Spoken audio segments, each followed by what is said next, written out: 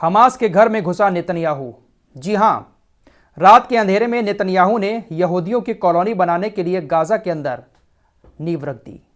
इस पर विस्तार से चर्चा करेंगे, लेकिन पहले एक ब्रेकिंग न्यूज आ रही है, वो आपको बता देते हैं। यरूशलेम के अंदर एक हमला हुआ है और इस हमले में 3 लोग मारे गए। जिन लोगों ने हमला किया था वो 2 लोग भी मारे गए।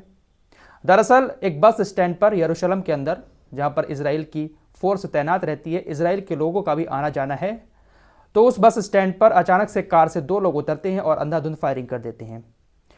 जिन लोगों ने फायरिंग की उन लोगों को इजरायली सेना ने मार डाला, लेकिन उनकी फायरिंग में 3 इजरायली लोगों की भी मौत हो गई।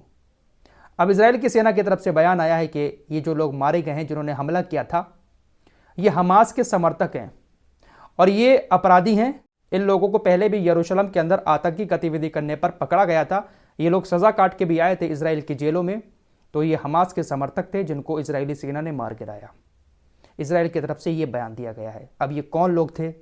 क्या वाकई में हमास के समर्थक थे या फिर ये भी कोई इजराइल की नई चाल है? क्योंकि हमास तो कह रहा है कि हम पहले हमला नहीं करेंगे जब तक युद्ध विराम है, और अगर दुश्मन हमारे ऊपर हमला करेगा तो हम उसको छोड़ेंगे नहीं। दोस्तों, खबर आ रही है कि गाजा की वो जमीन जो इजराइल के बिल्कुल बॉर्डर के करीब है, उस गाजा की जमीन पर बेंजामिन नेतन्याहू यहूदियों की एक बस्ती बना रहा है, एक नई कॉलोनी बसाना चाहता है, और इसकी नींव भी कल रात के अंधेरे में जाकर बेंजामिन नेतन्याहू ने रख दी है। बाकायदा रिपोर्ट आपकी स्क्रीन पर है। यहूदियों की इस कॉलोनी का नाम ओफिर रखा गया है। इजरायली सेना का कहना है कि 7 अक्टूबर को हमास ने जो हमला किया था उसमें हमारा एक जाबाज सिपाही ओफिर नाम का मारा गया था, तो उसी की याद में हम इस कॉलोनी को गाजा के अंदर बसा रहे हैं। तो यहूदियों की एक नई कॉलोनी बेंजामिन नेतन्याहू गाजा के अंदर बसा रहा है, बिल्कुल बॉर्डर के करीब, जो इजराइल का बॉर्डर है।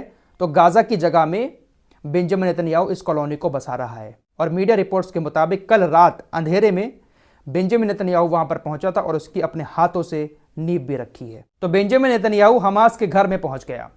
दोस्तों, 1948 से लेकर अब तक इजराइल ऐसे ही तो जमीन कब्जा रहा है फिलिस्तीन की। कहीं पर भी कॉलोनी बना देता है और कहता है ये जगह हमारी हो गई। यरूशलेम के अंदर, वेस्ट बैंक के अंदर, जो सारा का सारा फिलिस्तीन का एरिया था, यहूदियों की बस्ती बसा दी है। वेस्ट बैंक के अंदर लगातार यहूदी फिलिस्तीनियों पर हमले कर रहे हैं। सारी रिपोर्ट आपको पहले बता चुका हूं। तो अभी एक नई कॉलोनी इजराइल और गाजा के बॉर्डर पर बिल्कुल बसा रहा है। तो अब यहां पर भी यहूदी इकट्ठा हो जाएंगे, यहां पर भी ये लोग खुराफात करेंगे।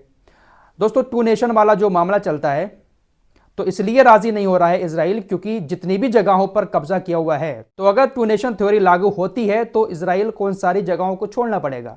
अपनी सारी बस्तियों को छोड़कर इजराइल में यहूदियों को लाना पड़ेगा और वो जगहें फिलिस्तीनियों को देनी पड़ेंगी। इसीलिए इजराइल इस पर राजी नहीं होता है।